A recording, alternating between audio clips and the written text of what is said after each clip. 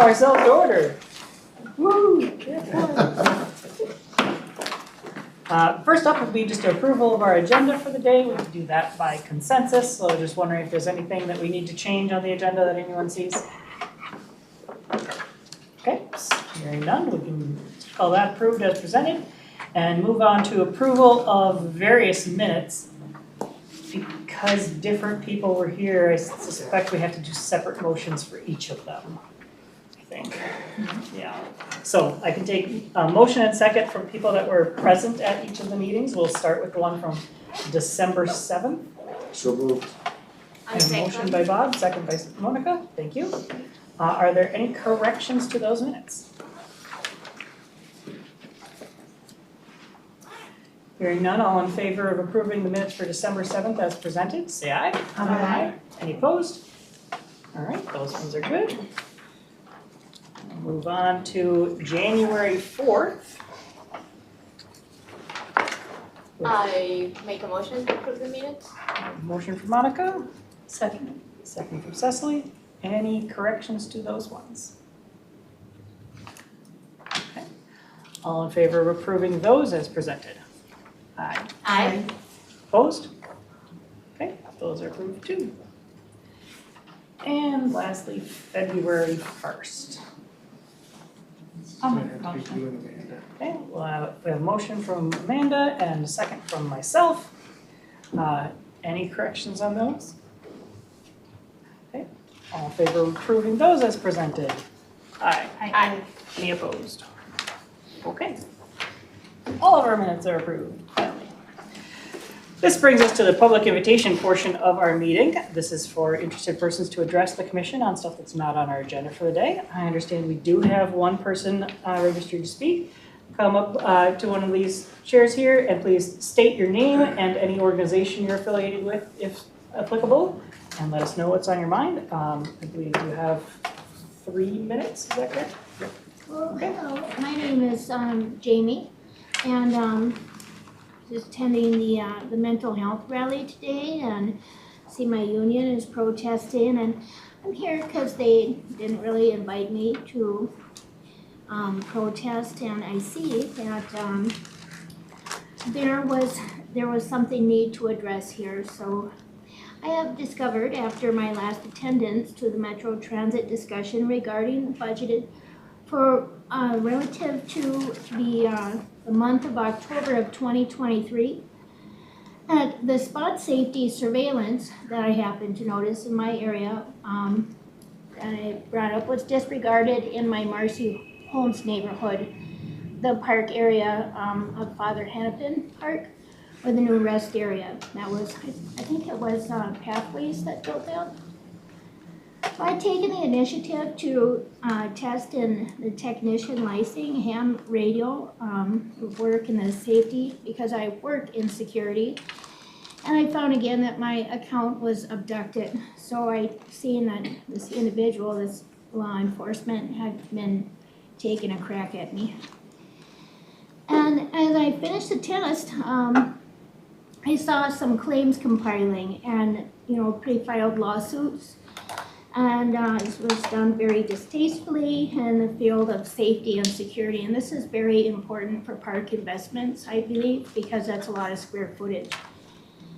In the last 24 hours, I had gone to the different police rosters and seen in those 3 areas, around those, in one location, on all 3 of those parks, there was an average of 21,000 arrests annually. And they come out with annual reports on their arrests, and it seems that Maple Grove did the best, but they provide the technician testing for the safety radio. Again, something that a lot of level entry security officers will access, for different employment options in a park or just in the city in general. So I just continued doing my study, but then, I feel that this needs to be addressed. is the refusal to, acknowledge the position of safety or the union rights in my case specifically. And stacking the offenses as they are stacked, and that way is really dangerous. Our crime rate is about 187% over the national average. So when we see, that we're that close to the disruptions, they're actually larger than they look. And I think it's a bad investment. That's all I want to say. Okay. Perfect, thank you. Mr. Chairman, Yes. may I ask a couple questions? Sure. I'm sorry, could Jenny? I ask you a couple questions? Oh, sure. I'm not a voting member of this commission, but I do represent the Met Council as an ex-official member. And you're talking about the Minneapolis Park System, correct? I am. Okay, and which law enforcement agency were you dealing with? Do you know? Well, I guess to answer your question, I mean, the closest law enforcement agency to me is the 2nd Precinct. Okay, The commissioner's office in Minneapolis, would be the second law enforcement to participate in Sure. the public hearings at the Capitol or City Hall in Minneapolis. Mhm. And it just has to go in order like that. So really, like if I had made an emergency call for whatever reason, my bike was stolen, and the officer came and he, found it and he sold it from the back of a van over by the campus. Mhm. He could have been any officer. Every officer is different. We like to think that some are good and some are bad. Okay, So, I guess my answer to your question is, I'm in the 2nd Precinct, but that applies to every place in the city of Minneapolis. okay. Well, my reason for asking is that we really don't have any oversight over the precincts in Minneapolis. Okay, I do see that, Yeah. yeah. And our relationship with the Minneapolis Parks Board, they're a partner agency of ours. So if there are issues within the park that you're concerned about, I would encourage you to talk directly with their office. But you're absolutely right. Yeah. Like if you put spot safety in particular, just like there's an elementary school down the street and they have to have the street cam that's watching the children with Right. the orange flakes when they cross the street. And I'm sure that you guys really care about your investments, and your work is probably pretty important to you and you wouldn't want that to interfere. Right. And that's just that's the point I'm trying to make is really baseless even to argue with them unless they're gonna take a forward action, I suppose. Well, I want to tell you that on behalf of the Met Council, and I hope I can speak for the commission. I apologize, Mr. Chair, if I misspeak. We are very committed to public safety. And we are particularly working on Met Transit safety, both with our light rail system and our bus system. We're also concerned about safety in our parks. But beyond that, we don't have a lot of jurisdiction. We can certainly try to partner with the park systems or the cities. But I would encourage you to keep working both with your city and with the Minneapolis Park System. Okay. I think I'll mention that two things. There is a little bit of an unusual situation to be aware of in the case of Minneapolis, in that the Minneapolis Park and Recreation Board is a separate entity from the city and does also have its own law enforcement for use within the park system. So there's sort of a weird duality of there being two different law enforcement agencies to engage with. And while the actual operational aspects of all of that are completely within those agencies and outside of our purview, we do hear about what sorts of investments we can make within the parks themselves in terms of things like lighting or like call boxes or just design of spaces, that kind of thing. We'd certainly be interested in.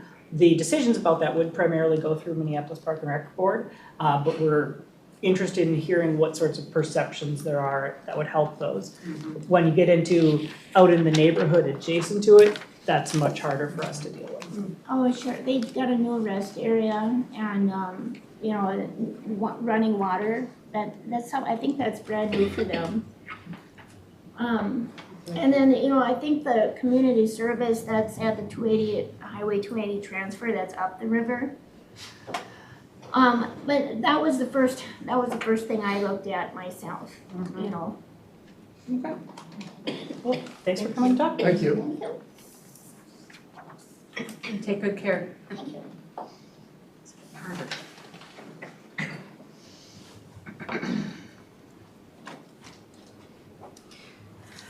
All right, and then we'll move on to our business items for the day. First is appointment of a vice chair for the commission. We forgot to do this in January. So this is just for in the event that I'm not able to make it to a meeting, someone to run things along. So for this year, I am proposing Bob Moeller to fill that role. And we have a basic business item for that. So I am moving that the Metropolitan Parks and Open Space Commission approve the appointment of Bob Moeller as vice chair for calendar year 2024. I second that. Second from Monica. Any discussion on that? All right. All in favor? Aye. Any opposed? All right, thank you, Bob. Thank you. I don't expect to miss any, but in case. Next up is the Rush Creek Regional Trail. We have a Park Acquisition Opportunity Fund grant for Three Rivers Park District, and Jessica will present it. Go ahead. Good afternoon, Chair and Commissioners. My name is Jessica Lee. I'm a senior planner at the council, and I'm here to present business item 2024-52, Park Acquisition Opportunity Fund for the Rush Creek Regional Trail and McCartney property for Three Rivers Park District.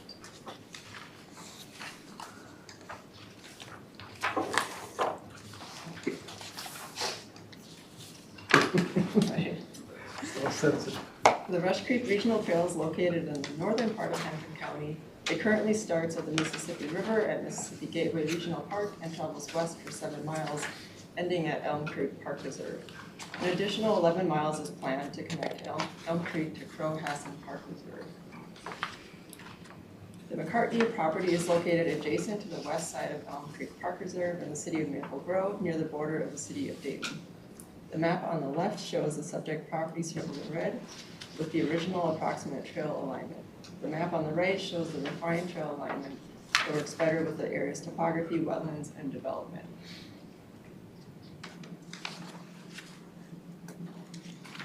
The 8.7 acre property includes 1.7 acres of developed land containing a home that will be removed using Better Futures, and 7 acres of undeveloped wooded land along Rush Creek.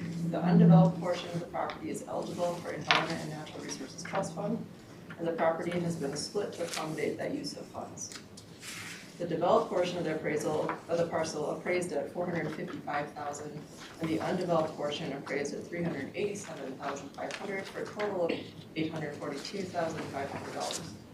And the seller has agreed to that amount. The total acquisition cost is $961,105, and the total grant amount would be $720,829, with Three Rivers Park District providing the 25% local match.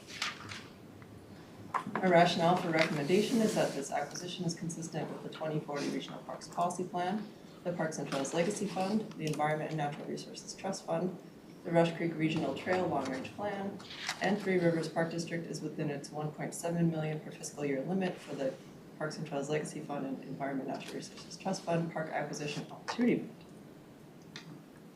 Our recommendation today is that the Metropolitan Council approve a grant of up to $720,829 from the Park Acquisition Opportunity Fund to Three Rivers Park District to acquire an 8.7 acre parcel located at 10775 Turnbrook Lane North in Maple Grove, Minnesota for the Rush Creek Regional Trail, and to authorize the Executive Director of Community Development to execute the grant agreement and restricted covenant on behalf of the Council. Thank you. With that, I'm happy to take questions. Okay. Any questions, clarifications on that? Yes, Cecily? Always.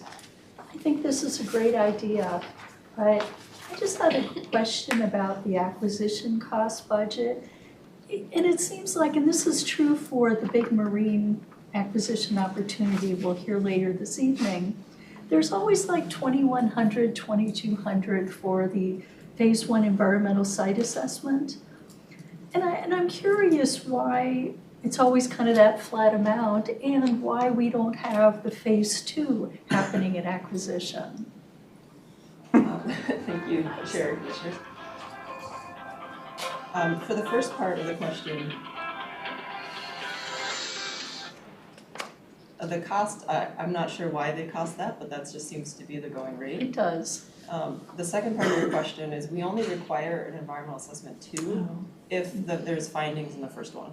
Okay. And the first one is only required if they suspect anything on the property or if there's a well present or anything like that. Thank you. Okay. I also don't think I've seen an other expenses line item before. I mean, it's de minimis, $8,800. But normally they're pretty straightforward. Chair and Commissioners, that I don't recall off the top of my head what that expense was for, but sometimes there are closing costs that don't really fit the line items that are in the web grants application, so that's where they put those extra costs. Which part are you seeing that listed in, by the way, Cecily? Page 6 of 7, in the acquisition cost. And they do provide invoices for all those costs that I'm able to look at ahead of this. Oh, that's fine. I just, looked at a few of these over the last 5-6 years. And,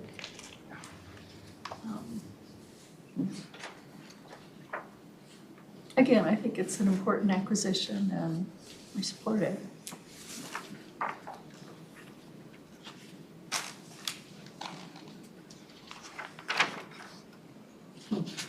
Yeah, I'm not sure.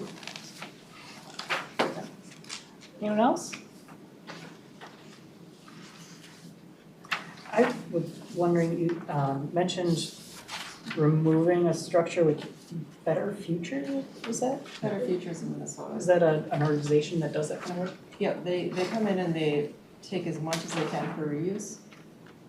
And so we're reusing as much of the materials as possible, keeping things off the landfill. And they also, I believe, do their best to hire people that are slightly disenfranchised in one way or another. Okay.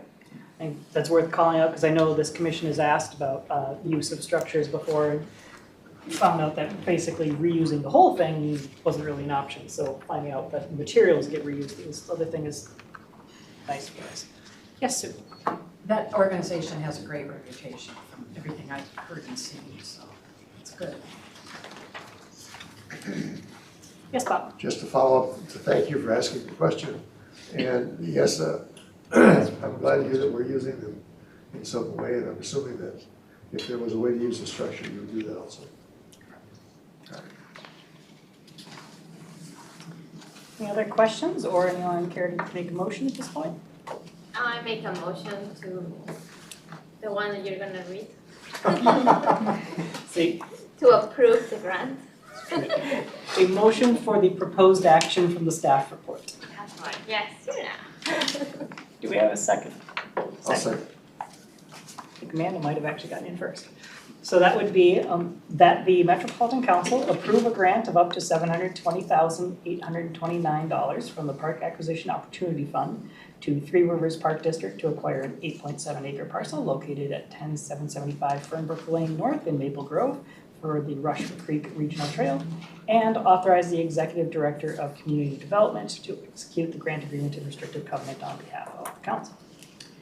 Any discussion on that? I have a question, I guess, just in general, we're acquiring 8 acres for a trail right away of 20 feet, maybe 30 feet, I don't know. How will the remaining land be utilized, if at all? That, I By the imagine park. maybe a question for agency staff if they're present? Good afternoon, Jonathan Flaming, Associate Superintendent for Planning and Design at Three Rivers Park District. In the case of the Rush Creek Trail, the goal is to develop essentially a greenway along Rush Creek as much as possible, connecting Elm Creek Park Reserve to Crowhasset Park Reserve, and ideally in such a way that it becomes also a viable throughway. for animals. And we treat that land, we manage the natural resources on the land in a way similar to our park reserves. So we'll be doing work in the area of invasive species. We'll make sure that the trail is designed as to minimize any impacts on the creek. But the goal in this case for this trail, the trail corridor is 20 feet wide, but the setting is much wider. So it won't get further developed as a park entity, but rather just for a trail corridor, is that correct? Correct, though, as you're aware, there's been talk of trails as linear parks. Yeah. And there may be opportunities to enhance the trail experience by having nodes along the park, but only in appropriate places. Yeah. The primary goal is natural resource corridor with the trail. Well, it looks like a pretty nice piece of land. It just, I was just kind of curious whether you had any further thoughts of usage of it. Not beyond the natural resources in the trail at this time. Thank you. Thank you. Yep. Anyone else? All right. Let's move forward. And with that, all in favor of the motion as presented, say aye. Aye. Any opposed? Okay, that is approved. That'll bring us on to another Park Acquisition Opportunity Fund grant for Big Marine Park Reserve in Washington County. Thank you, Chair, Commissioners. Again, for the record, Jessica Lee, Park Planner at the Council. This is business item 2024-53, Big Marine Park Reserve Park Acquisition Opportunity Fund Award for Kelley, Phase 1 for Washington County. Big Marine Park Reserve is in the northern part of Washington County and features high-quality natural resources, including the St. Clair Valley, uplands, and wetlands wildlife habitat. The park is also known for its fishing and swimming opportunities.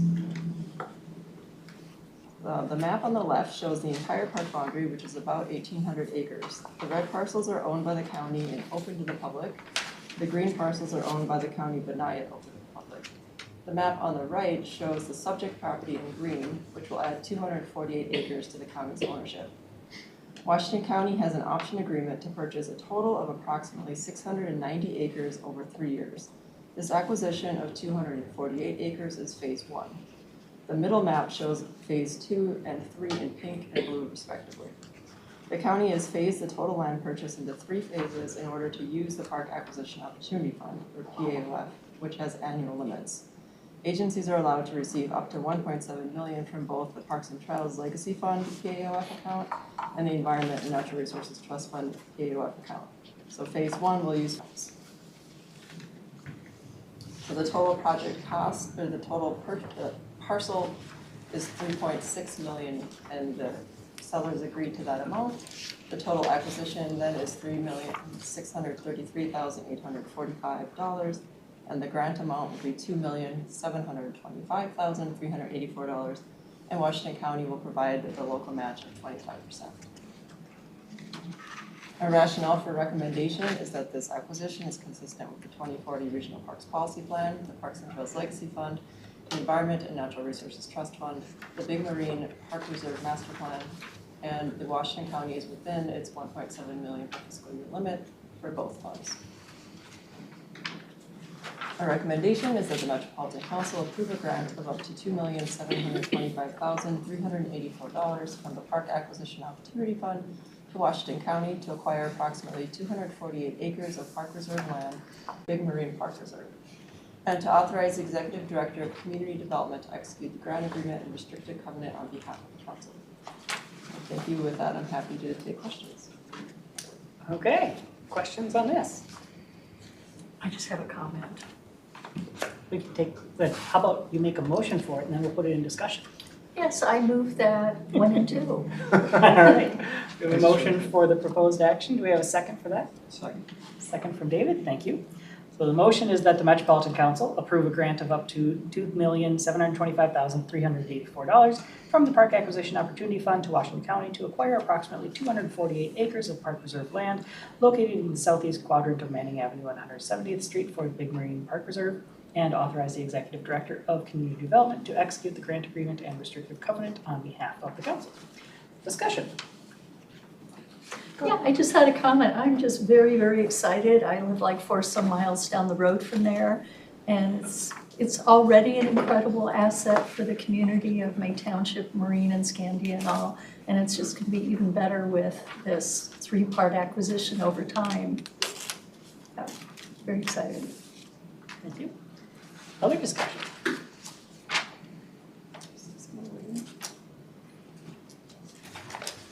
I had a question about the second and third phases. I noticed it went 1, 2, 3 rather than 1, 2, 3, so they'd be consecutive. I'm curious what the reason was for that. I would have to double check to make sure, but I believe the reason is that there are structures in phase 3. And so the funding gets a little bit more complicated. Okay. It's only So, another year, so it doesn't matter that much, but. Yeah, and we wanna max the UNRTF funding first, and use that first, because that expires first. Mhm. So that allows us to do that. That makes a lot of sense. And once these are done, how much acreage would be left in this park as in holdings, roughly? It's not much, right? Yeah. And maybe JJ Williams, a Parks Manager with Washington County Parks. That first answer was correct, that because it was the structures on where they are in that phase 3. For simplicity, I'm going 1, 2, 3 for that. I don't have the full numbers on how this affects for the total acquisition for the plan for that park. We could get back to you with that information, I don't have that with me. Yeah, it was just, because I think it's only the little bit in the northeast, because it looks like you guys have filled in that sort of eastern side almost all the way. Yeah, Right. because I know a number of acquisitions further up the lake have come to us, that are part of the master plan. Yeah. I believe the map on the left might be a year old too, so there could be an update since then. Yeah, but what surprised me is I think some of those ones that are like along the east side of the southern bit that are shown as county owned, I believe were acquired entirely with county funds. So there were some in there that we didn't see. So that map is significantly more filled in than I thought it was going to be. And so that's why I bring it up. It's like, this is further along than I expected, which is exciting. This is one that I mentioned to people when I talk about how long parks things take, because the acquisition plan for this was approved the year before I was born. And now we're here working on it. And you're older than 15? Yes. Any other questions? Yes, David? Just, I guess, maybe similar to Bob's question on the previous acquisition, like in terms of development or future use, is this primarily, the idea is to keep this as a reserve and not develop it too much, or? That's right, it'll be rolled into Big Marine Park Reserve, so most of it will stay undeveloped. And then we'll be looking at how the different amenities that could be put into this, building out the trail system for whatever uses that, we'll probably do some public open houses and seeing what type of usage is people want to see more in there, whether it's more bike trails or equestrian or hiking trails. And then laying that into other recreational activities that are laid out in the current master plan for the park reserve. I will mention, I don't know if you've had a chance to read our giant document yet, but the classification of park reserve actually has a special meaning to it, where we are leaving approximately 80% of it as natural and developing 20%, whereas the regular regional parks can have a higher level of development. So this one, as a unit, is designated as largely remaining natural. That said, it doesn't say exactly where is going to be what. I know we did some long-range plan amendments a few years ago as we went back and forth on whether the Veterans Rest Camp was going to stick around or not. And that is newer than 1985 and shows some of the thoughts, but it sounds like you're planning to do, now that this is actually happening, another revision to that. Possibly. Or at least bringing it up and saying, does this still look right? Correct, yeah. Okay. So. Hopefully the turtles will still be protected. They're a lot. Yeah, I remember right along the highway as you come along that left side, there's a little low spot between two wetlands that is signed for turtle Right, crossing. and the county comes up, puts the signs up, Yeah. Okay. But you can go find the current long-range plan that shows some of their thoughts for this somewhere. Yeah, and that was Probably. pretty recent, that was what, a couple years ago? For Big Marine Park Reserve. The plan is older than that. We made But we just. updates to it, There was but an amendment a couple years ago. yeah, or we something. made amendments that focused on the north end bits. Correct. So we weren't changing the things in the south, but the plan date now is newer. So the consideration of those pieces wasn't necessarily newer, but the date on the whole document is. Yeah. Anyone else? Okay, hearing none, all in favor of approving, I'm gonna ask one more question. If we approve this as presented, how much money do we have left, roughly? I forgot to run that calculation. I think, we were at 8 or 10 million before, and then July 1 we'll get another 5 or 6 million, So still lots. plus possibly more in RTF 3 million would be recommended. with a council bench. Okay, A lot of money. I'm sorry, I didn't hear that. I'm having a little hearing I problem. came into this with like 8 million, and Okay. between these, we're spending like 3. 4. So still at like 4 and a bit, and likely getting another 5 to 8, depending on legislation. Thank you. So a bunch, In summary, yeah. round it off. Okay, then all in favor of this, say aye. Aye. Any opposed? Okay, we'll approve that too.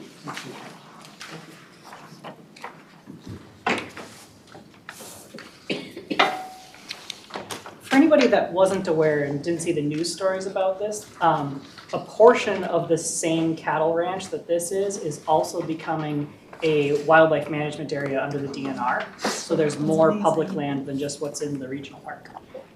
And they're all together. That brings us on then to our information item for the day. As usual, updates to the Regional Development Guide and Regional Parks Policy Plan. Go ahead, everybody, apparently. Introduce yourselves both for the record and for our 3 new commissioners. Thank you. Good afternoon, Chair, Councilmember, and Commissioners. I am Kelley, Planning Analyst in the Regional Parks Unit, and I'm here with Tracy Kinney and Kevin Fan. The 3 of us will be providing you with an update on the 2050 Regional Development Guide and the Regional Parks and Trails Policy Plan update process. Over the course of about the next 25 minutes or so, we'll cover the Parks Policy Plan timeline, draft Regional Parks and Trails objectives, the most recent advice from and the most recent advice from some key stakeholders, including yourselves. We'll also share proposals for how existing content may be changing form and emerging content is being considered. And we'll continue to iterate on responses to the question, where does the advice lead us? After a brief pause for questions and advice, we'll move into an orientation to the first 6 chapters of the existing Regional Parks Policy Plan and share proposals for how some of the content may shift to other locations as parks policy is integrated directly into the Regional Development Guide. At Council leadership's urging, staff is proposing to move policy plan content that is not fundamentally oriented to objectives, policies, or actions, or is considered contextual or procedural, into a new Regional Parks and Trails Planning Handbook, or the existing Regional Parks Grant Administration Guide. Each of the council systems and policy areas is undertaking a similar process to ensure policy area content is framed and leveled consistently for inclusion within the Regional Development Guide. Rather than standalone plans, the council is going all in for 2050 with a single integrated Regional Development Guide. Finally, we'll move into questions, discussion, and your advice for council staff. First, we'll start with a timeline. At the top, you can see the 4 major phases of this project: initiation, planning, execution, and close. We're currently in the second to last phase, highlighted in green here, the execution phase. This phase will continue through the spring when we'll transition into the close phase. During the execution phase, council staff have continued the process of policy and plan development and continue to work with regional park implementing agencies and work groups to dig deeper into key issue areas. In May, we intend to have a first draft or 60% plan complete. In August, we plan to have a final draft or 90% plan complete. August and September is also when the formal public comment period for the full regional development guide will occur, with a public hearing in September. It's not that far away. Our focus right now, though, is getting you oriented to the existing policy plan and the proposed changes as a result of input from council committees, regional park implementing agencies, and others. Over the last 2 months, we've shared information items primarily focused on draft objectives, policies, and actions. Last month, we shared some of the findings of the Climate and Natural Systems Work Group, and you heard from Todd Graham, Principal Council Researcher on forecasted demographic changes to the year 2050. This month and next, we'll continue to focus on regional parks policies and actions, and we'll orient you to the existing plan and how some of the content may shift into other locations. Today, we'll focus on the first 6 chapters of the existing policy plan. Next month, we'll focus on the last 2 chapters, including recreation activities and facilities and finance. Related, we intend to focus on the operations and maintenance challenge and the cost to complete the system. And as mentioned on the last slide, May is an important milestone for the project. Council staff intend to present an overview of the draft plan, as well as a draft Regional Parks and Trails Planning Handbook. Hopefully the message we've been sharing with you for a little while now is starting to sink in. The Regional Parks Policy Plan is considered a chapter of the Regional Development Guide. So if you want to look at the structure graphic on the left, you can see how existing conditions and emerging changes inform regional values and vision, which in turn inform regional goals. We shared the informally endorsed vision with you last month and have shared the regional goals with you on a few occasions prior as well. But it's worth mentioning the regional goals again, in at least the short form. Our region is equitable and inclusive. Our communities are healthy and safe. Our region is dynamic and resilient. We lead on addressing climate change, and we protect and restore natural systems. And where we'd like to focus your attention today is on the objective level and below. That is, the policies and actions. The draft parks objectives are highlighted in the center row here. Like the regional goals, we've shared this with you regularly over the last few months as the number of objectives and associated language has evolved. The red push pins here indicate minor changes in language in the first, third, and fifth objectives. The draft objectives are foster equity and belonging, take care of what we have, meet future needs, adapt and mitigate, and protect and restore. As the structure graphic on the last slide implied, we implement the objectives with policies and actions. The 5 existing policies include, and these are on the bottom row here, siting and acquisition, planning, system protection, recreation activities and facilities, and finance. We'll talk more about these policies in just a few minutes. But before that, I'm going to pass it over to Tracy to share the latest advice. Thanks, Colin.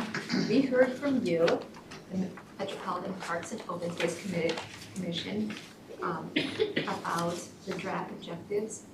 Most recently, from your January and February meetings, we heard a need to address water quality and availability, how to best inform people of issues like PFAS.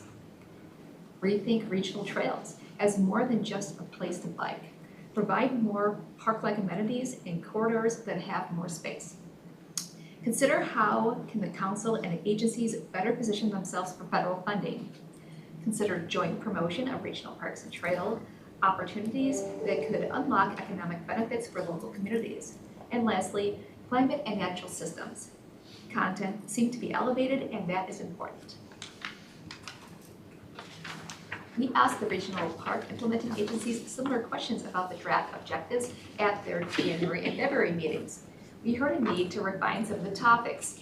To strengthen tribal relationships, co-management of regional park and trails was expanded to indigenous reconciliation to better capture a host of approaches as compared to a specific action.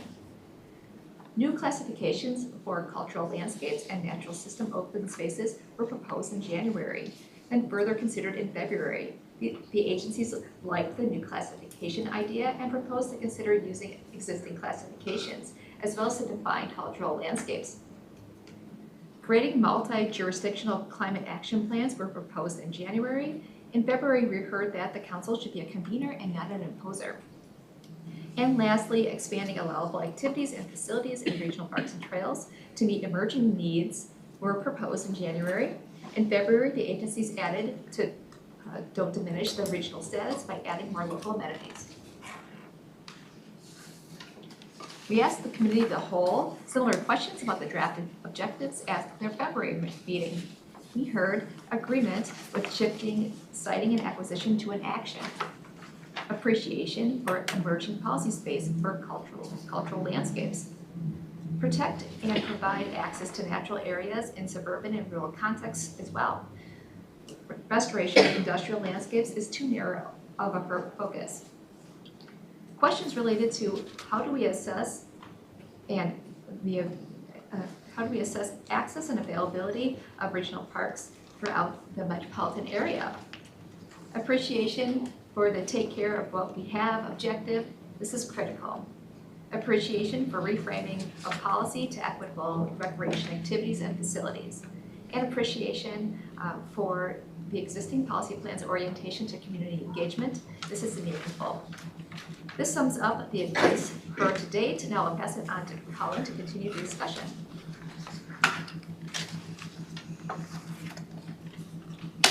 Okay, thanks Tracy. There's a lot going on with this slide here. And so I'll take it a little bit slower. We're wondering, where does this advice lead us? And so council staff are proposing reframing some of the existing content, and I'll kind of walk you through that here. Our intent is to call your attention to some of the key areas of proposed change in the Parks Policy Plan space. Please note that this graphic does not include all of the emerging changes or emerging actions, but rather a sample of those elevated through recent discussions. Starting at the top, we've got the 5 draft parks objectives that I shared with you just a few moments ago, from foster equity and belonging on the left to protect and restore on the right. In the next layer, or set of layers, we've got a combination of existing and emerging parks policies and actions, from system plan on the left to equitable recreation activities and facilities on the right. Existing chapters, policies, and actions are in black font. Emerging policy and action language is in the green font. The parenthetical numbers, like the number 3 you see under system plan, refers to chapter 3 in the existing policy plan. So they're chapter number references. The yellow highlights are recent refinements based on the input that Tracy just shared. And finally, the blue dash box that contains the topics of natural systems, adaptation and mitigation, those collectively represent a key area of change that council staff is working to organize and integrate into policy. Following a meeting yesterday with the Climate and Natural Systems Work Group, council staff believe perhaps 1 or 2 policies versus the potential 3 you might see here may be the preferred direction, potentially combining the climate-related topic areas of adaptation and mitigation. Agency staff also weigh the benefits of one policy that integrates all 3 of these topics, as there is a great deal of overlap between them. We'll be gathering further input from agencies later this month, and of course, we welcome your thoughts tonight and in future meetings. Since we covered this slide in significant detail last month, and Tracy covered a lot of what you see in the Emerging Parks Action Space again, I'm not going to walk through each chapter or policy area separately this afternoon. Kevin will be discussing changes to individual chapters in a few minutes, and we'll be bringing all of this back in future months. So we can come back to this slide if we need to, but I just want to say, we want to take a moment or a few moments here to ask you a few questions about what we just shared. We want to know, what do you think resonates with what you heard, that I shared, that Tracy shared? Is there anything missing from what we're considering here? And of course, we're always looking for your advice as we continue to draft the Regional Parks and Trails policy and actions going forward. So before you jump in, I know you're excited. I do want to note that we still do have 8 more slides after this. So this is kind of an intermediate pause spot where we want to hear from you if you want to say something now. But of course, we'll have a few more slides and another opportunity to talk then too. Thanks. Your presentations need like a progress bar. We're only here, guys. That's a good idea. 70% down. All right. Responses to these 3 questions for now.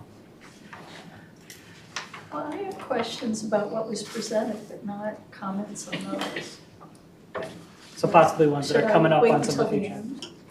until Mr. Chair, I think I'll That would work. Also, I think some of the things that they mentioned, I'm seeing flipping through are in more detail on some of the other ones, so they might come up at that point. the end? That's true. You can hold the questions. One thing that I might mention is worth visiting is looking at whether we can improve at all the sort of statement about what the regional system is supposed to be, because that's something that we struggle with and is going to guide some of these other things.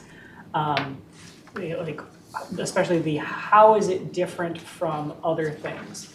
I noticed on 2 different ends of this, in the implementing agency feedback, there's this talk about natural system or open space classification. And I'm wondering, okay, so if we have that in the regional system, how is that different from like wildlife management areas, scientific and natural areas that the DNR oversees? And then there's also the don't diminish regional status by adding more local amenities, so that becomes the how are we different from the local parks. So trying to define what our niche is, for me, it's a something in between of, it's not just wild space and it's not just get outside and recreate, it's somehow about the overlap of those two in a particularly special way. And we've never done a very good job of articulating that, because that's a really hard idea, and it might be worth spending a little more time on trying to write down what we think, because I think we each sort of have ideas in our heads, and our plan is always a little murky on it, and it might be worth checking on that paragraph, wherever that is again. Yes. Anything else? Yes, Cecily. Well, something I've brought up before, and I think the last time I brought this up, I was told this was up to the 10 implementing agencies, but for a regional guide, a regional plan, why are there no goals about the number of miles of regional trail or the number of acres overall in the region of protected regional park space? You know, it's always nice to have quantifiable goals. You know, what are you striving for in the next 10 years? Yeah, and there's an interesting balance there of like certainly where any mileage or acreage would go and when would be something that's driven by the agencies, but some That's a high good level reason to goal have a kind goal. of stuff, potentially we could say we'd like to see this, and then, you know, whether we make it or not will be up to agencies, but if we want to Right. kind of throw out there what we're hoping for, that Right, would be because, reasonable. you know, again, and I've used this reference before, where I lived in the Bay Area, the counties had a plan to strive for 2 million acres of protected open space. Yeah. And I think they're at about 1.5 million when I moved 5 years ago. And that's everything, that's, you know, state, federal, regional, local. And I saw that on the committee of the whole feedback of how do we assess access and availability. one of the things for that would be studying things like what portion of the region's population is within a service area of something, and that could kind of give us some guidance on here's how much isn't and what it would take to meet it. Stu, did I see you? I did do, and this is, please don't roll your eyes. I don't blame you if you want to, but please don't. I'm very sensitive. No, in on slide 2, in the closed 2024-2025 column, the words final draft plan complete, I would recommend a different wording there, because that leaves the impression that it's baked. And it's not. And I have not heard this criticism of MPOSC, but I've certainly heard it of the Met Council as a whole, that we leave the perception, and I don't think we intend to, but we leave the perception that when we have these public hearings, there really isn't any opportunity for real input, that the cake is baked, and that they're just there to do public comment and nothing ever really changes. So I'd recommend something like public comment draft or preliminary draft, but change that so that it doesn't leave the impression that folks are coming in to make public comment, but it may not have any impact at all. Then the other one, let me see if I can remember what, based on the wonderful public comment tonight, I think maybe somehow, somewhere, we need to really note the issue of safety in a clearer way. It doesn't matter what we're talking about in our region, safety is a big issue. And I think that it would be really responsive of us to note that in this. And I don't want to get into writing by committee or thinking that I know where that should go. I trust the staff on that, so. Yeah, I remember that came up on one of our previous meetings, and I don't remember what we told them about it. But somewhere on one of these diagrams, I think it was sort of a, this kind of goes everywhere kind of thing, but potentially slotting in something. Well, and it's in the working regional goals, our communities are healthy and safe. But that's where it stops, and I think as it relates to MPOSC, we want to articulate it more. Yep. Okay. And the safety, it's both, safety from others who might do harm, but it's also safety in terms of falling, injury, any of that kind of stuff, so. Thanks. And, well, almost done. And just the sense of feeling safe. I remember feeling very safe in a certain park, I won't say which one it is, until one Sunday morning, was out walking and came upon a party that had started many hours prior, and it was really scary. And it was hard to go back there for a few months. And it wasn't something that happened routinely in this park, but it happened on that Saturday night and Sunday morning. So that's kind of the point of it, is just the sense of being safe and secure. And that was definitely one of the things that we had discussed the last time this came up, was that there's both actual safety and perception of safety. Yes. Because one of the things that we saw in our barrier study in 2014 was that there are some people that just from unfamiliarity with what our parks are like aren't sure if they're safe because of previous experiences elsewhere, potentially, like especially first generation immigrants saying, well, it wasn't safe to go out in the jungle wherever I came from, so is it safe to go outdoors here? And that kind of thing is like, we don't necessarily need to change what the actual safety is in the park for those kinds of things, but the perception is still a real problem. Right. So we have both of those that need to go somewhere. For your first comment, I was gonna say maybe just like 90% draft plan published. But yeah, not only Met Council, for most government entities, people feel like by the time you get to the public comment, it's probably too late. We want to avoid that. Anyone else? Yes, and if you're gonna tell me later, I can wait, but in cultural landscape, what is cultural landscape? I'm very curious about that. Is that coming up more later? If it is, I will wait, I just wanna know. Could. Could we, I won't ruin the surprise, I promise. Chair Russo, commissioners. Just generally cultural landscapes, we're trying to go with that is, it's sacred spaces. Okay. Or other types of ceremonies and holidays to be respectful of. Perfect. Okay. All right, I think you can probably move on. Okay. Great, well, thanks for the brief discussion there, everybody. We'll have more opportunities coming up in just a few minutes. Before council staff share a 60% draft policy plan with you in May, we thought it would be important to provide you with an orientation to the existing parks policy plan. We've done that a little bit already at the chapter or policy level, but we want to get into a little more detail and begin to share proposals for what is being proposed at the strategy or action level.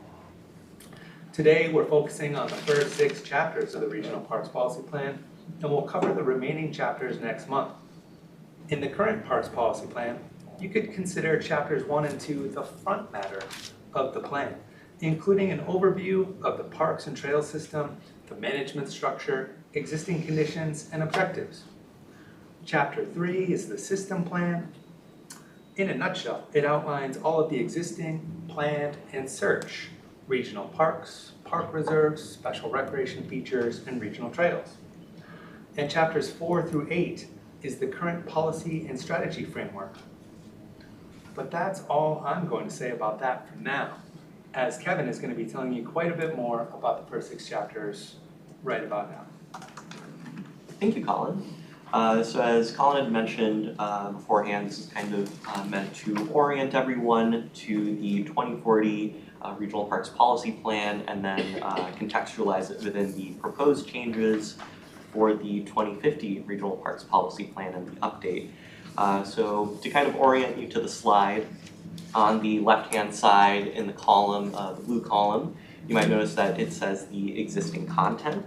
So this kind of takes the table of contents and puts it into a bulleted list with the grayed out text being items that are proposed to be changed or moved to different sections within the Regional Parks Policy Plan or to a different document. And then within the right-hand side in the gray column is a repetition of all those items that are proposed to be moved, and it also describes in further detail what location they might be moved to and what specific items within the table of contents are proposed to be moved.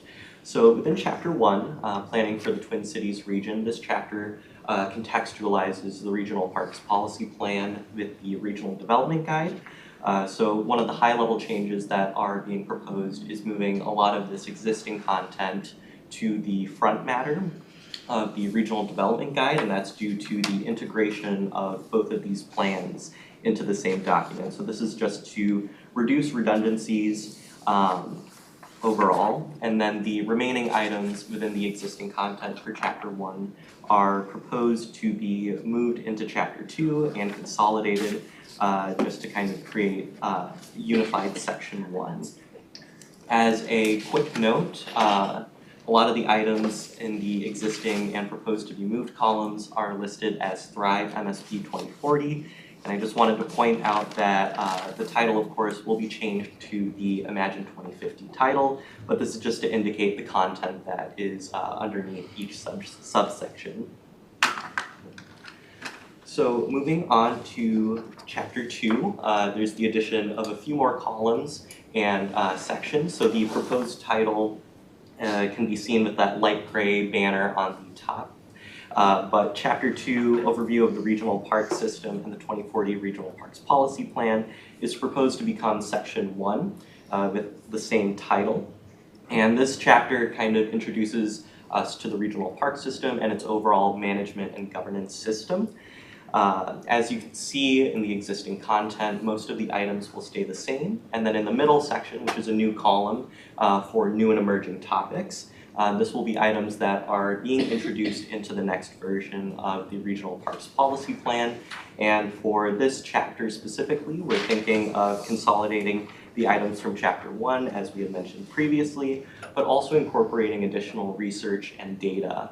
So this will kind of provide a lot of supporting information and the foundation for our regional parks objectives, which will kind of have a stronger tie to the regional development goals, but also the work of the regional parks team by tying it to their vision, mission, and values.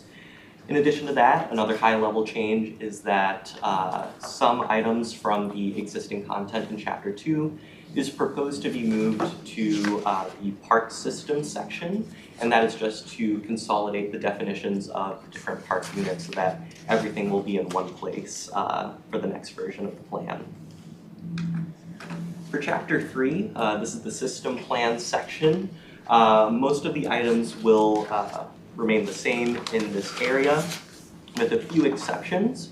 We are proposing to add in the items from Chapter 2 that consolidates the park unit definitions, so defining the criteria for a regional park, park reserve, and regional trails and special recreation features will all be hosted within this chapter. And in addition to that, we will also be considering the addition of definitions for cultural landscapes and environmental open space classifications. The items that are proposed to be moved within Chapter 3 of the system plan are the introduction, which is a lot of contextualized language around national, state, and local parks and their cooperation. This item is a lot of contextual information that is proposed to be moved into the Regional Parks and Trails Planning Handbook, which we will cover towards the end of the presentation in further detail. In addition to that, the introduction to the policy framework is proposed to be moved to the front matter of the Regional Development Guide, just to reduce redundancies throughout the Regional Parks Policy Plan. And then in the next chapter, Chapter 4, is currently the existing siting and acquisition policy and strategies chapter. This section is currently in a very nebulous phase where it is currently being reshaped into 1 to 2 possible policies, as we had mentioned previously, but the proposal is to have this section host additional themes of natural systems, mitigation and adaptation strategies or actions. In addition to that, within the existing content, there is some proposed items that will be moved. More specifically, actions 3 to 5 are proposed to be moved with them all going to different sections within the Regional Parks Policy Plan. So more specifically, Action 3 is proposed to be moved to long-range planning, while actions 4 and 5 are proposed to being moved into the system plan. And then another high-level note is that the siting and acquisition policy is proposed to be moved down to the action level, just to be more effective, or it seems to be a lot of leveling of these different actions. And then another note is that we are proposing a change of siting and acquisition to the terms of locating and acquisition. The next chapter is Chapter 5, which focuses on planning policy and strategies. So this section kind of discusses a lot of the long-range plan requirements that we often discuss throughout MPOSC. And the proposals for this chapter is to, at a high level, move a lot of the procedural language to the Regional Parks and Trails Planning Handbook. More specifically, the plan requirements for Action 1 are proposed to be moved into this document, and then the third action of joint powers agreements is also proposed to be moved there. Other actions, such as cost sharing, are proposed to be moved in their entirety to the Regional Parks and Trails Grant Administration Guide, just due to the procedural language of this specific action or strategy. Some new and emerging topics that will be introduced is the specific policy language around minor and administrative long-range plan amendments. So as a quick reminder, the administrative long-range plan amendments were brought to this group last month for MPOS, and they were approved later in February, while the minor long-range plan amendments are still in the proposal phase. In addition to that, the procedural language for the minor and administrative long-range plan amendments are proposed to be moved into the Regional Parks and Trails planning handbook. And last but not least, we have Chapter 6, which focuses on system protection policy. So this involves a lot of environmental assessment reviews and comprehensive plan reviews. And a lot of the proposed changes are to move the procedural language into either the Regional Parks and Trails Administration Guide or the Regional Parks and Trails Planning Handbook. More specifically, the entirety of Actions 3 and 4, which focus on reimbursement for contamination and environmental site assessments, are proposed to be moved to the Grants Administration Guide, while Actions 5 and 6, mostly just their processes and procedures, are proposed to be moved into the Planning Handbook. And then I will hand it back to Tracy to kind of discuss the Regional Parks and Trails Planning Handbook. Great, thanks Kevin. As Kevin and Colin mentioned, council staff proposed the shifts of the content from the policy plan to a new Regional Parks and Trails Planning Handbook or the existing Grants Administrative Guide. These proposed items are considered contextual or procedural in nature and not fundamentally oriented towards objectives, policies, or actions. This is also consistent with other areas of the Metropolitan Council. There's a few planning handbooks out there. For the new Regional Parks and Trails Planning Handbook, the following items are proposed to be included. Chapter 3, System Plan Introduction, which is the national, federal, state, local, private, and nonprofit partners content. Chapter 3, Strategy 5, Special Recreation Features, Bridging Facility Criteria. Chapter 5, Strategy 1, Planning, Long-Range Plan Content Requirements and Amendment Processes. Chapter 6, Strategy 2, Land Conversions Process. Strategy 5, Telecommunications Towers Process. And Strategy 6, Placement of Utilities Easement Processes. For the existing Regional Parks and Grant Administrative Guide, the following contents are proposed to be shifted to this document. Chapter 5, Planning Strategy 4, Cost Sharing. Chapter 6, System Protection Strategy 3, Reimbursement of Contamination and System Protection. And Strategy 4, Environmental Site Assessments for Contamination. So you made it through. Now it's your turn.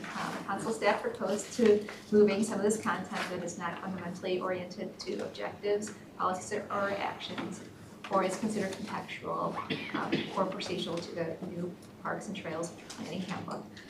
What are the strengths of this approach, your concerns? Do you have any other advice for staff? Right, Amanda? I, for one, love it to move some of the more procedural administrative stuff to a handbook or a guide and have the long-term plan be more of a visionary type document.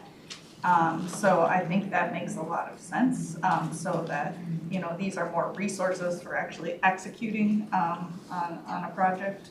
And I do also love that the efforts to kind of reduce redundancy within the document, so good work. Thank you. Others? Cecily? I'm down to 3 questions, and this is on slide number 9. And actually, I agree with what Amanda said.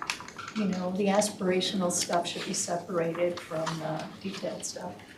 And apologies, I wasn't at the meeting last month, and I know you're still wordsmithing some of the highlighted in yellow, but I just want to understand the intent. So in the natural systems, locate new regional park and trails in low service areas. And what is the definition of a low service area?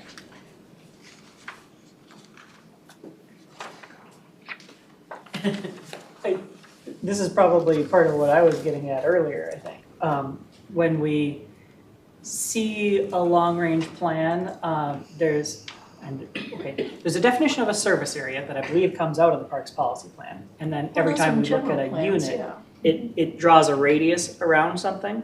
So I think low service area refers to places that are not currently well covered by existing units. So like where do people live that is not close to a park or trail? Right, so it probably needs more wordsmithing still. But we don't necessarily have a definition per se of low. Right, yeah. Mr. Chair and Commissioner Harris, the idea there is that we look to places that people haven't been served well in the past or currently. And we think about providing opportunities in the regional parks and trail system there into the future. And agree, yeah, the language isn't quite polished yet here, so I appreciate the suggestion. It just feels awkward because you could almost interpret it to think where the populations are smaller. Like in Washington County, we have a much smaller population, but we are well served by some great, regional parks and regional trails. So, yeah. And I suppose there's also potentially the risk of it being interpreted as like low services in the question of like other stuff provided by government. It's not that we're prioritizing putting things where there, isn't sewer or something. So anyhow, Good point. I know you're still working on it, so my next one is in the next column to the right. And I'm kind of curious, I'm actually working with a couple municipalities on climate action plans. So I'm curious, of the 10 implementing agencies, and I know Three Rivers is different, being a special district, but generally climate action plans have housing and transportation and a lot of things that a park agency wouldn't be involved with. So, for example, the city of St. Paul and Minneapolis, and quite frankly, I don't know if they have caps yet, but would they have one just done for their regional parks? This wasn't really clear to me, what convening them meant. Mr. Chair, Commissioner Harris, I could start in on this one. This is kind of a new idea as we've been engaging with the Climate and Natural Systems Work Group. The idea that there could potentially be opportunities to better position the council and our regional park implementing agencies for some of the federal funding that's available to do work in this space. And you need a cap for, a lot of the funding. Right, Yeah. indeed, yeah. And of course, the council could be an opportune agency to be that convener. Of course, we focus in this space on regional parks and trails quite a bit, but in the Metropolitan Council more broadly, of course, we're looking into issues of, and focused on issues of housing and transportation and water and land use as well. So this could be the right place for it. Again, those emerging park actions are meant to be ideas at this point, so we welcome your thoughts on how we could refine the language as well. It's really exciting. I'd just be curious how many of the agencies have one already. Yeah. I know Woodbury in my county is doing one right now. It'd also be interesting to try to figure out how do you align that with all the other stuff that the council does that works with things on a different level. Because in terms of our implementing agencies, not only do you have Three Rivers Park District, that's a special park district, we have 2 cities and a Minneapolis Park Board that is a separate entity that's aligned with the borders of a city. Right. And then we have counties. And so, council does plans, community plans for cities and counties, and they don't do anything for Minneapolis Park Board or Three Rivers, and what they do with Bloomington and St. Paul is different than what they do with Anoka County, Ramsey County, Washington County. So how that layers together will be interesting. And looking at kind of your traditional climate action plan, some of the federal agencies may require that it conforms to their vision of one. And, the first funding is making sure it conforms with what they do. And then the second is actually doing the good work based on the plan. So that'll be interesting to see. Because again, regionally, there could be some efficiencies. So good.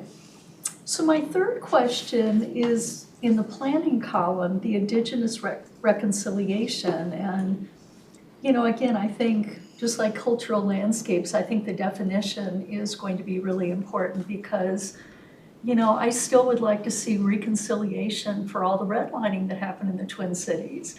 You know, there's a lot of BIPOC people and people of other cultural and religious backgrounds that were redlined. So, you know, just to pull out indigenous, and again, maybe a different focus for what that means. Mr. Chair? Yeah. Commissioner Harris, I could just say a little bit about that. Excellent point. For one, part of what Kevin shared around sort of the front matter, if you will, of our section 1 of the policy plan is going to look at some existing conditions, Kevin referenced, and we're likely to be talking a little bit about things like redlining and some of those other issues that have faced a number of different parts of the metropolitan area, particularly in Minneapolis and St. Paul. And it does extend beyond, you know, indigenous reconciliation. But that's a term that we're learning a little bit more about through our engagement with different implementing agencies.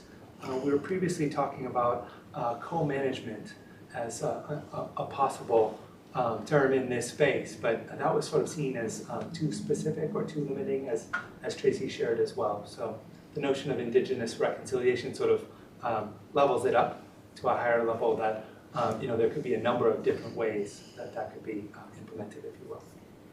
Yeah. And thinking of co-management, I just got the Park and Trail, you know, newsletter in the mail today.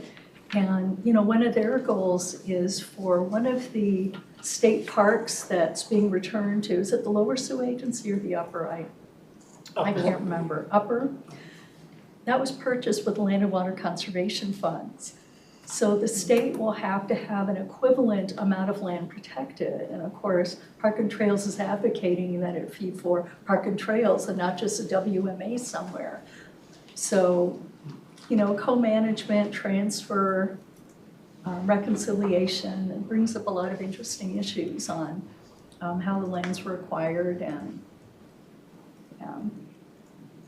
I think when you're bringing up the other kinds of populations, one thing you want to call it is that there's sort of different aspects of the problems.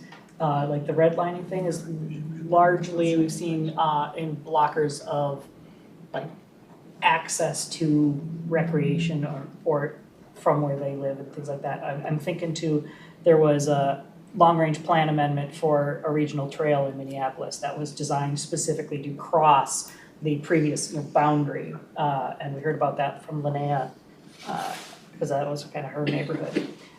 And the recreation aspect of that is different from the land and people bits, like the land stewardship and the history of the people that the indigenous groups deal with. We're like that's an ingrained in their entire culture thing, and the redlining part is kind of a historical thing that affects a very particular thing about today, and is probably easier to fix. Like we can update, a trail and goes a long way to addressing some of that. They're kind of different things. Well, yes and no. I'm a reconciliation is apologies and things. I probably shared with some of you that my grandfather had to go to the Minnesota Supreme Court to sue because of redlining. What I'm getting at is... So when you're talking about, reconciliation... I'm saying, what is the particular context of it in regional parks? Well, again, this is a regional development guide, right? And a planning document. Sure. So if you're talking about reconciliation, it can be interpreted in a lot of different ways. So maybe some of that stuff belongs higher up than this chapter. Right. Okay, I see where you're going. It may not just be an action, maybe more of a policy. That makes more sense. Objective. Bob? In listening to your chapter 1, dealing with sort of the overview.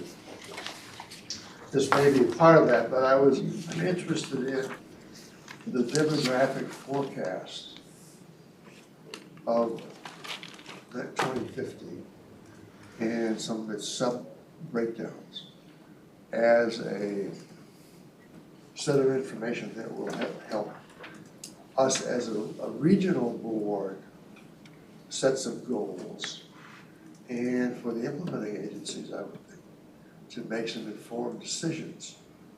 So my question is there a demographic background section in there which talks about the forecast demographically at 2050?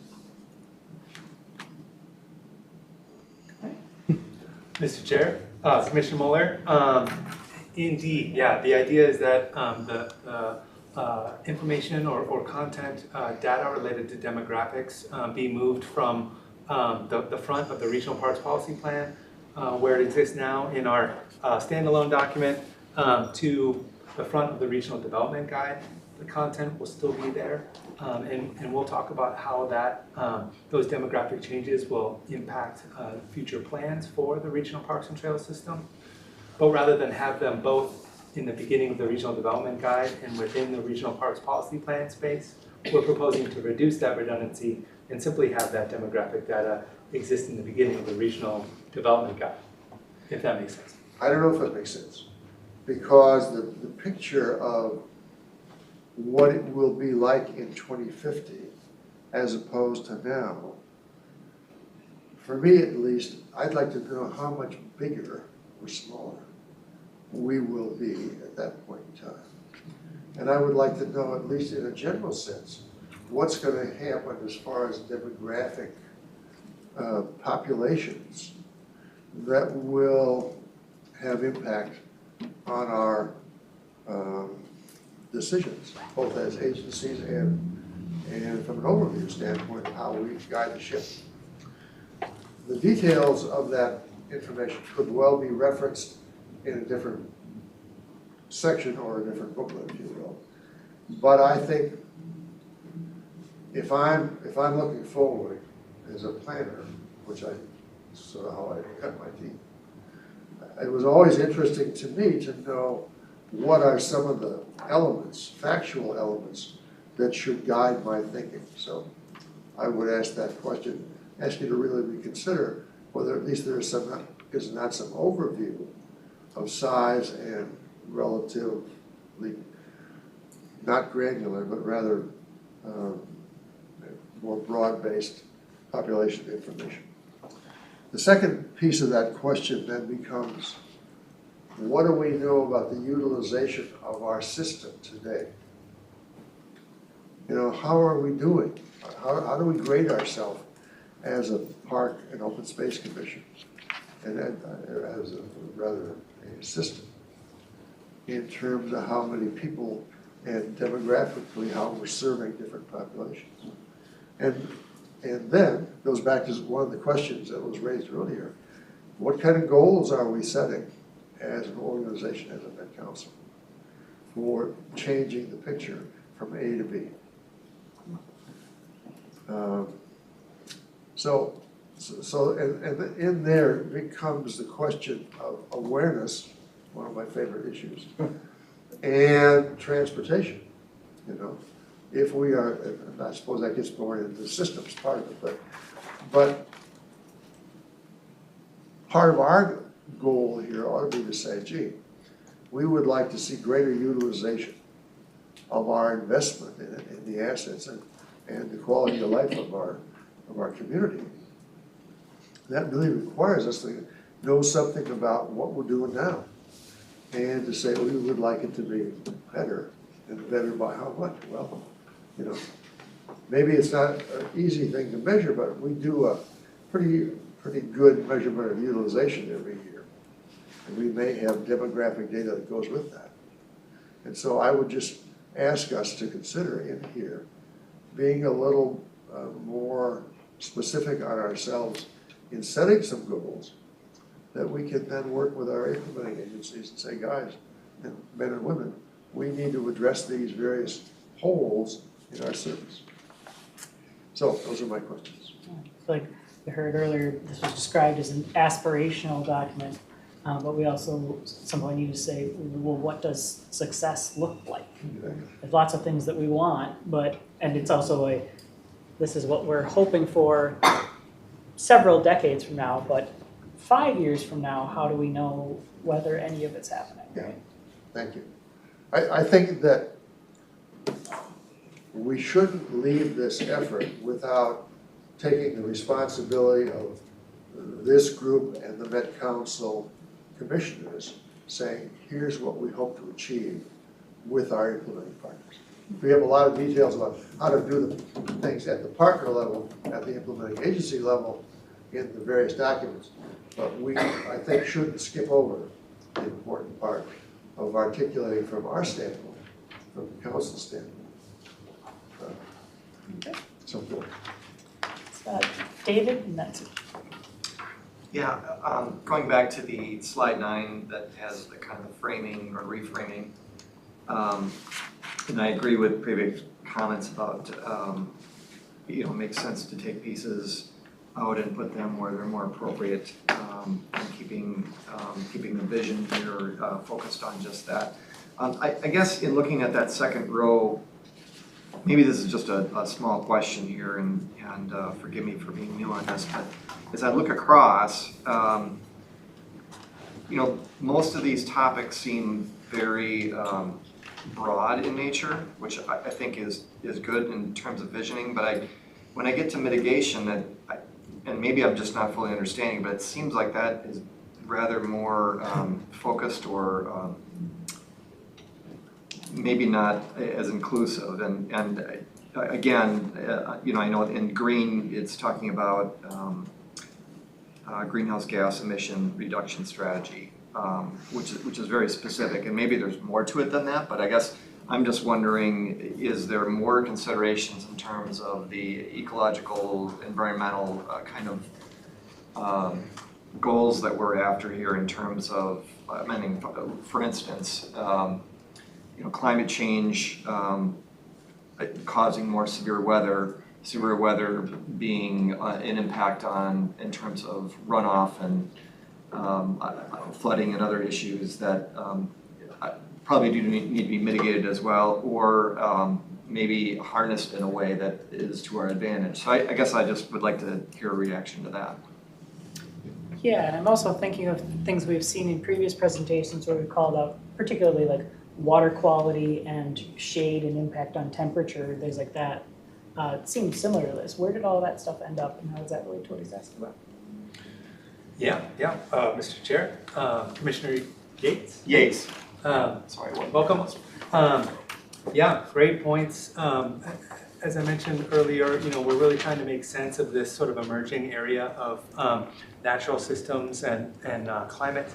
The 5 regional goals, which we referenced earlier, include 2 regional goals, one that focuses on leading on climate change and the other on protecting and restoring natural systems. And so in many ways, we in the Regional Parks and Trails system are responding to that and trying to think about how best we can frame up policies and actions to address those objectives and the goals that sit above them.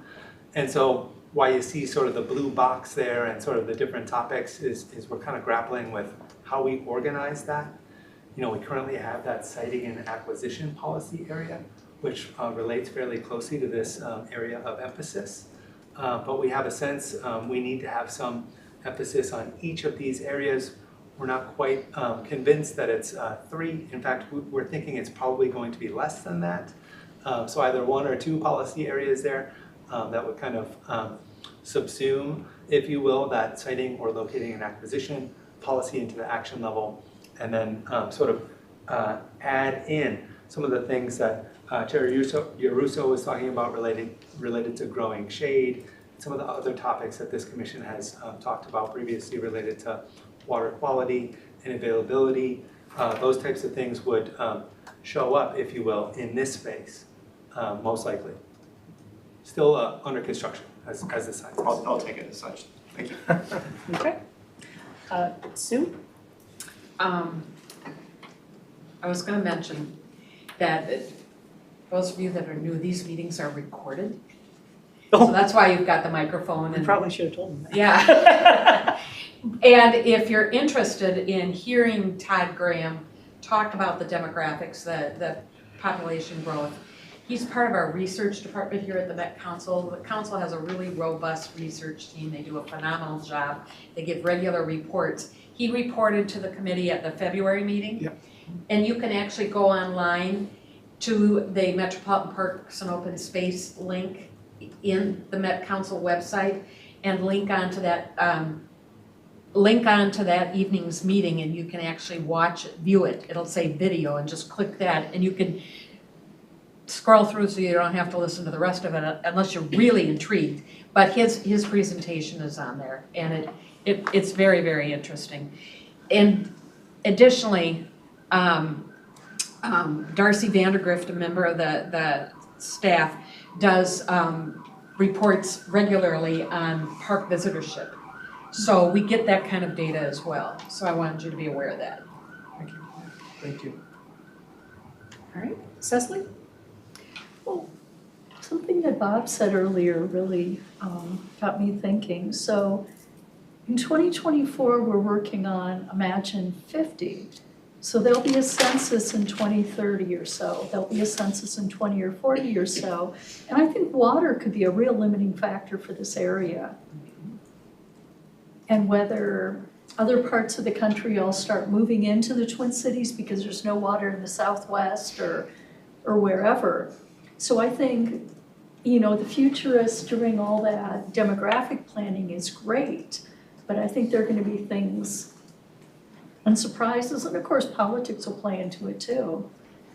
So I don't know how often that section of planning is updated. Or do you wait until you do the whole shebang again 10 years from now? If I could just throw in, I'm sorry, I didn't go through the chair. I think I didn't know parliamentary procedure, but I've been on the council now 5 years, and I can't tell you how many times we've gotten reports. So it's frequent. I shouldn't say frequent because that leaves all sorts of perceptions, but I know I've received multiple demographic reports as a council member. And the one thing that we're learning, Cecily, is that we're not going to see that kind of growth here in Minnesota that we thought we might.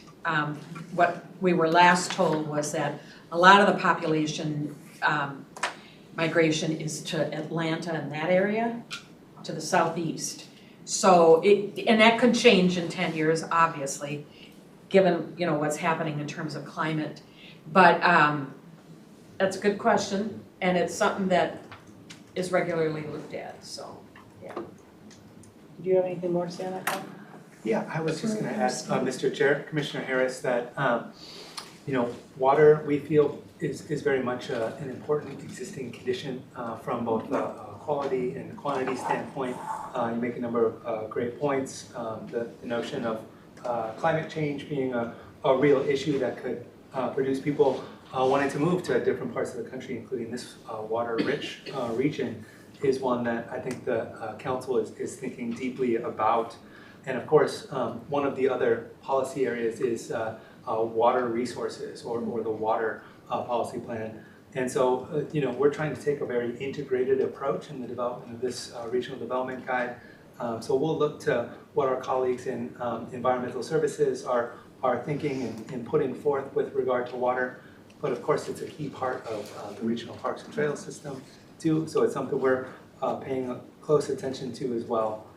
How it shows up or where it shows up in the plan is what we're determining now, and most likely in sort of that clump of climate and natural systems related policies in action there is at least one of the key places. Other thoughts? Can I? Yes. I'm starting to have a big concern about this one because I can see you saying it 3 months. Here, now read it and tell me what you think. And I think it's going to be a humongous manual, so I want to just consider who is actually going to read this amazing document. I mean, I'm excited. I would love to read it, but I'm a reader, and I don't care reading academic or, you know, business or legal stuff. I just think this is a great opportunity to, you know, have a document that could call for aware. You know, like Bob says, this is important. This could be something that if you get like a little, like a baby system of this big document, and then you can have it on the parks and people can learn from it. This is what we have, this is what we're going for, this is what we want. You know, no policies on it, no any kind of restriction, but I think it's a great opportunity for it. Because if it's, you know, an official document that you will understand, I will, you know, kind of try to get that I didn't misunderstand that much, and then it's gonna be impossible for anybody else to read it or understand it. So just consider it, because I know how much you all are working on it, and I will love to be more accessible for everybody to read it. Like, we don't need a bestseller, but you know, it could be, we'll get there. And here's a question to consider on that. Is the stuff that's most interesting for the average citizen at the front? And the meat and potato stuff that might be more for like staff of implementing agencies and planners like us later on? Or is it a little bit of all over, you'd have to know where to look? So if someone just wanted to read the first 50 pages, would they get the 50 pages we want them to? Go ahead, Ken. Mr. Chair and Commissioner, I think the way that we kind of plan to present the Regional Parks Policy Plan is to kind of keep it at a high level and emphasize a lot of policies and actions, hopefully in plain language, so that it is accessible to members of the public, and trying to avoid a lot of the heavy details. And the proposal would be to kind of implement a lot of those procedures, the items that implementing agency staff might read and utilize for their day-to-day work and long-range planning. That those items would go into separate documents like the Grants Administration Guide and the Planning Handbook, as we mentioned beforehand. So the hope is to have a more visual document, things that will include items such as direct quotes from people that we've engaged with, but also graphics and images to try and break up a lot of the text and make it more accessible. Just to follow on question, Mr. Chair, if I may. Will there be an executive summary at the beginning of the document? Mr. Chair, Commissioner Moeller, sky's the limit. I mean, we could, we could create an executive summary. I love the idea of the baby sister version, like to make it accessible to people, to have the executive summary or one pager, to have something a little bit longer for those who want to take in a little bit more content, and then the full version. We can kind of scale it to different levels for different audiences. Yeah. We've been talking about doing that too. Yeah. Seems like a good idea. And that is one thing that some of this reorganization will benefit, because on the previous version, the first things you get into are like, let's go into demographic forecasts, which useful for us, but maybe not the most grab you in. Not a bestseller. Other thoughts? All right, well, this is going to bring me to mind. On the handbook idea, I have thoughts.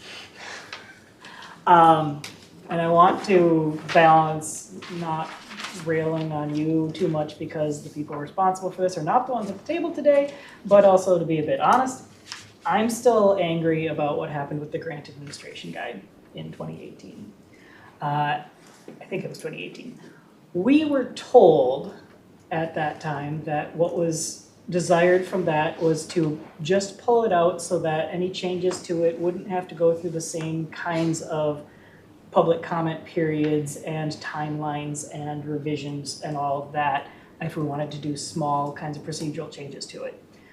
We were told that the result would be essentially identical with possibly a couple of minor tweaks, and that it would be brought through us for approval.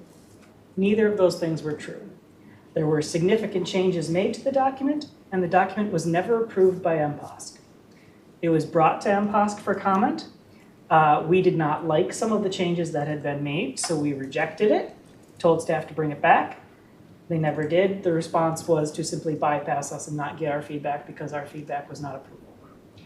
So this planning handbook thing makes me worry that we're going to see the same thing. The concept of breaking things out into separate documents, I'm totally fine with. Like, Amanda got into this before, and I think it's perfectly reasonable. You just said there'll be some details that are in there that are different than the big aspirational thing. That's fine. However, well, the problem we get with that is that the Parks Policy Plan is the only document that is called out in statute and is clearly our responsibility and has the thing that has all the perfect procedures laid out. So it's the only thing that we can actually guarantee if we want to do something in the Parks Policy Plan, it will go through a particular process. With these other things, it could be all over and it might not involve us. So what I would like to see, and I think this may have been on your timeline, but I know we've also talked about how there's some things that might have to happen after the policy plan update. If we are pulling stuff out and putting it onto something else, I would like to see it approved before the Parks Policy Plan update is approved. Because what we got with the grant administration guide was just approve the Parks Policy Plan, it'll be fine, we'll come back with it, and then they never did. So we had already voted on pulling all the finance information out of the Parks Policy Plan, and then we were stuck. So if whatever's coming out, we can approve before that, then we at least know that we have that wiggle room. I think I'd also like to see something that goes into the Parks Policy Plan as the one document that calls out, that's the one that is in statute and has the procedures, that defines what sort of things should be in the Parks Policy Plan itself, what sorts of things should be in the Grant Administration Guide, what sorts of things should be in the Planning Handbook, so that there's at least something that really leads to it and gives us structure, and something in the Parks Policy Plan that lays out what the procedures for updating those things are. Because if the Parks Policy Plan had said the Grant Administration Guide must be approved by MPOSC, then it would have come through MPOSC and it would have been fine. But because it just wasn't mentioned and was vaporized, that left room for problems. So if we could put some language in that puts some guardrails on and make sure our process is better, that will make me a lot happier because I'm so and also leave that as a to-do item. I'd still like to have the Grant Administration Guide come through this body someday. I've never seen it. This No. is my 6th year. Yep, it came to 2 meetings. We looked at it and had a whole bunch of questions and a whole bunch of feedback, and because it was not identical to what had come out of the finance chapter there used to be a finance chapter in the Parks Policy Plan. And then it vanished. So yeah, it's a whole thing. Yeah, it'd be nice to see it because the equity grant program has come about, Yes. in recent years. And Yeah, so it's with like, that, another flexibility to update. yeah, and I'll be getting to that later also. But one second. Yep. There's also a tendency, we call out, there's like procedural details and things that go into that, but there is a blurred line between what's policy and what's procedure. There are some things in procedure that are policy enough that I want us to have input on them. They aren't necessarily policy enough that I expect the average public person going and reading our Parks Policy Plan to care about them right off the bat. But it's enough that, it shouldn't just be staff decisions on those kinds of things either. So that's why, I want to make sure that we do the right due diligence on making sure that that gets proper public oversight. Yes, Evan? Tony and Commissioners, thanks for the question. I will send out the link to the admin guide. I know I have sent it out before, but it's detailed. It basically reflects a lot of the MMB guide, the Minnesota Management and Budget guidance, the Department of Administration guidance. So I think that and this is something that we can talk about further, but thank you for the concern. I'll definitely get that out after today's meeting to folks, and if there are more questions, we can talk, because you're right. I mean, the line between what's policy and what's procedure can be blurred, and if it's creating confusion, that's a problem. So. Yeah, it is on the website, but I found that by just searching for it, and no one ever told me, hey, we approved a thing. It did go through the actual council, but I don't know if when the council approved it, if they were aware that we hadn't seen it. Anybody else? Okay. Do you have anything else for us? All right, we'll see you again. Thank you. Thank you. Thanks for all the hard questions.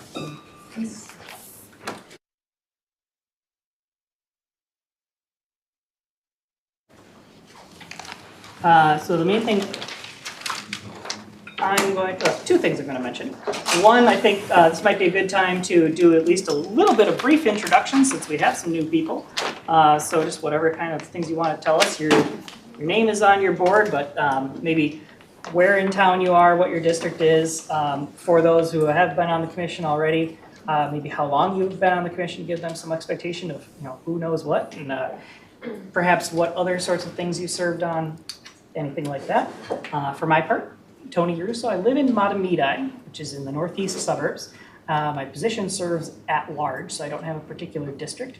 And I've been doing this position for 7 years now. And prior to that, 3 years, I was the District E representative back when I lived in Shoreview. And I also served a stint on the Parks and Trails Legacy Advisory Committee, which is a statewide thing for the Legacy Amendment funds. And I have 3 Alaskan Malamutes, so if you see me at a park, it'll be with a bunch of fluffy things, possibly pulling me on a bike or a sled. So then the next thing we have on here will be commissioner reports, and as your report, you can do your introduction as well as anything else that you've got going on, perhaps events in your district or any new park plans you're aware of that are being modified, that sort of thing. The other thing I want to call out is the equity grant program that you just mentioned. We did just have reviews of those. The nice thing this year is that it's a pretty easy thing because we had a good amount of money compared to what we had in. Jessica, I still owe you paperwork. I'm aware of that. So there'll be a bunch of stuff that we're able to fund there. And I just want to comment to both you and any of our implementing agency partners. I'm really happy that every year we look at those things, that program gets more mature. The kinds of projects that come in are changing. They're trying to tackle harder questions. So we're seeing projects where like, I don't know if that'll work. Maybe, we'll try it. The first couple of years, we didn't have a lot of guidance for them. They didn't have a lot of time to plan. So there was some stuff that was, well, I mean, I guess this will work, especially for, ADA kind of access. That was easy. Now we have more that are trying to get into inequalities based on income and race and other historical background where we don't have the answers. We've said before in our meetings a lot that we don't know how to fix them. So our implementing agencies are like, well, this might. And we're able to take a little bit more risks on trying some things because of that program that we didn't have in our other funding sources, which I'm really excited about. To that end, I also want to remind staff that we still need general policy on that program. We've only done it in the notices of funding availability year to year. We don't have any standing thing that says this is a thing that we're doing and this is what we're trying to accomplish with it and that kind of stuff. We've just each year gone and grabbed the one from last year and said, how do we want to tweak this? And it probably should be in some sort of policy document. As we were talking about breaking things out, the way that we have things now, probably not in the parks policy plan, but probably in one of those other things. Okay. And similarly, we've been funding that program in part from the interest earnings account. And we should have a policy mentioned somewhere that guides that. Like, is that what we always want to do with the interest earnings account? Or is it the only thing we want to do with interest earnings, or do we want to discuss other possibilities? It made a ton of sense for the first few years, but we've just never written it down, and we should have that conversation too. And put it into one of those documents somewhere. Okay. All right, why don't we start over here and we'll end with our new people. All right, Monica Dillenburg, I represent District A, which is a lot of Hennepin County outside, some a little bit of the other ones. As for how many years I've been here, I believe it's 3, but I might be wrong. Sorry. It seems like forever. And as a news, I know, and Jonathan is here to correct me if I say it wrong, the state of park is in April 24 at 9 a.m. I don't remember the park is in Bloomington, but Highland Park. Park. If go RSVP. On the bad side, that's the NFL draft. If anybody has problems, because apparently my household is a problem that weekend. And welcome. I hope you have fun here. Thanks. All right. Hi, welcome. I'm Bob Moeller. I've been on the commission for 12 years. Before that, I was the chair of the Carver County Parks and Open Space Commission.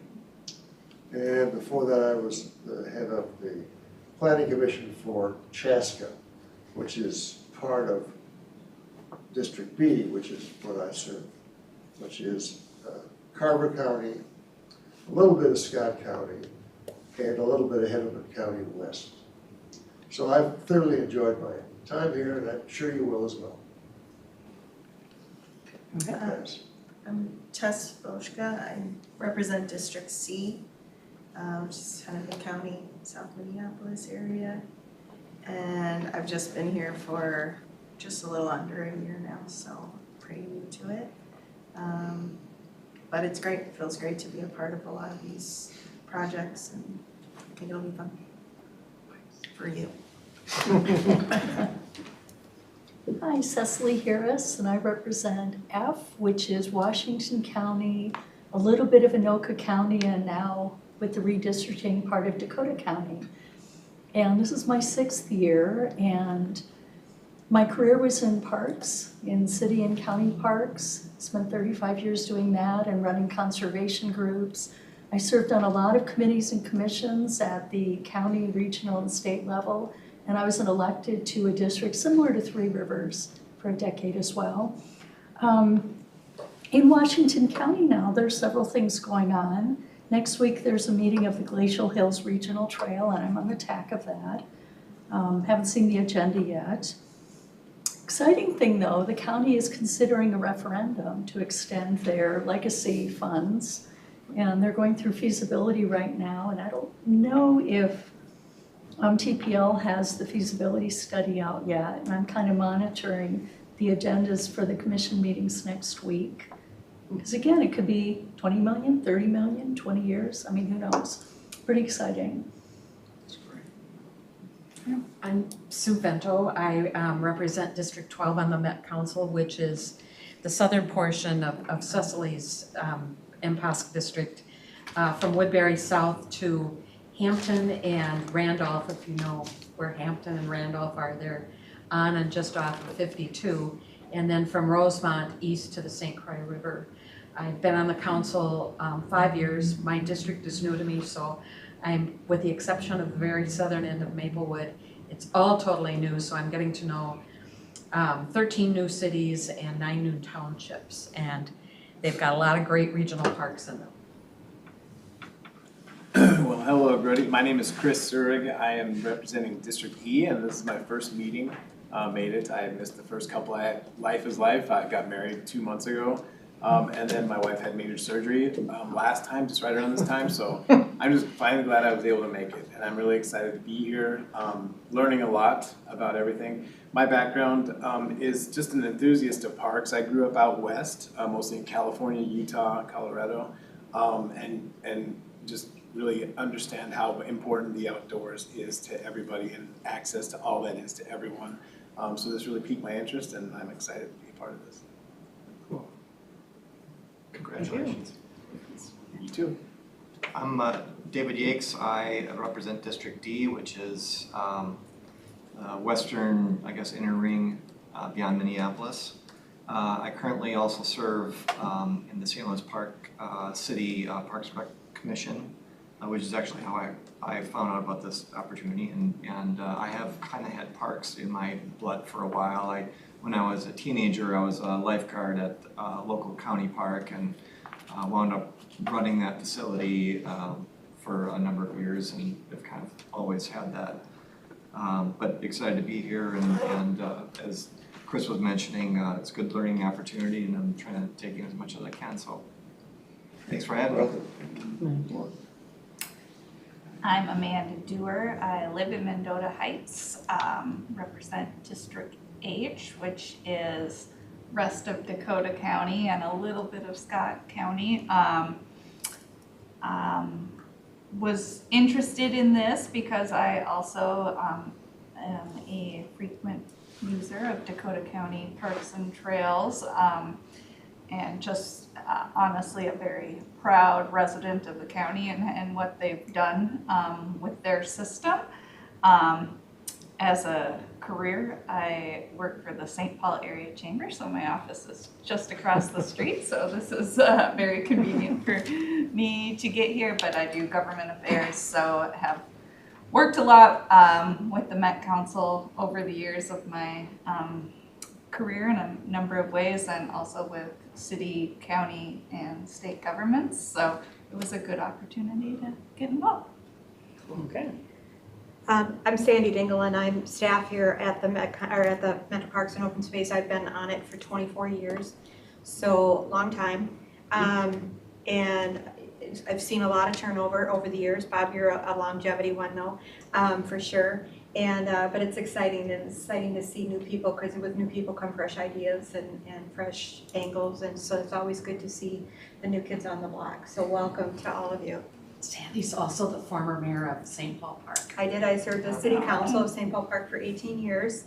Sue would have been my new rep in District 12, but I got out when the getting was good. When you heard I was coming in. Yeah, I was mayor for eight of those 18 years, but I just retired from there this last January. So I'm glad to be not spread so thin. She also helps with paperwork if you need reimbursements for it. I do, and I have those forms here with me tonight if you need them, or I sent them out online too, whatever works best for you.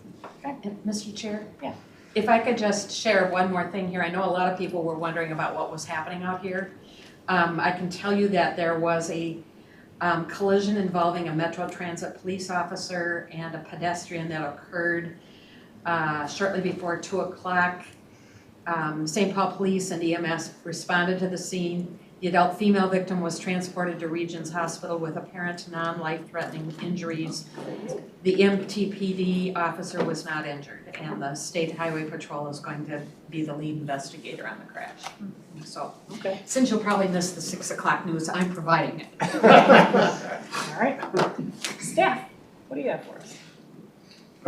I'm Emmett Mullen. I have been with the council, this will be my 9th year in August, so yeah, it's hard to believe. But we're really excited to get 3 new commissioners. That's a big deal. So thank you, and thank you all. It does take a little time to figure out the commission, so I just speak to your peers here, but also you learn a lot as time goes by. If you have questions, talk to Bob or maybe Tony. But Cecily, yeah, I think so, or anybody. I have 2 reports, really quick ones. I wanted to say to Chris and David that I will set up a short orientation for you. Amanda and I talked over coffee a few weeks ago, so that was great. It'll be informal and question driven. The legislative session is on right now, as Amanda may be aware. It was a joke. But it's getting really busy right now, which is kind of exciting. There is the governor has the regional park system in his bonding recommendation, but not for a lot of money. $3 million, which we'd match with 2. The regional park implementing agencies have a bonding request in for $15 million, which the council, we would need to ask them, but would fund it at additional $10 million, so for a total package of $25 million, which is getting to be a pretty decent amount. So that's great. It was sort of a surprise Parks and Trails Legacy update at a hearing yesterday. We went over there and spoke to the House Legacy Finance Committee, and it was a very productive meeting, and because they gave us the entire meeting, it was actually a really rich discussion. There was a lot of questions about safety, I'll have you know, so that was really cool to hear that was a big topic. They also are interested in removing barriers. They want to promote access to opportunities.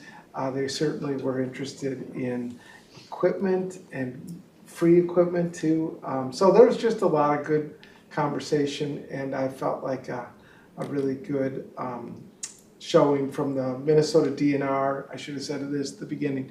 DNR, Greater Minnesota Regional Parks and Trails Commission, and Lisa Barajas from our division presenting on behalf of the Metropolitan Regional Park System. But it was well received. They did a great job. Good. So those are my updates for today. Thank you. All right. Well, thank you, everyone. We're ready to adjourn. Thanks for everyone that missed out on a second overtime of the hockey game to be here.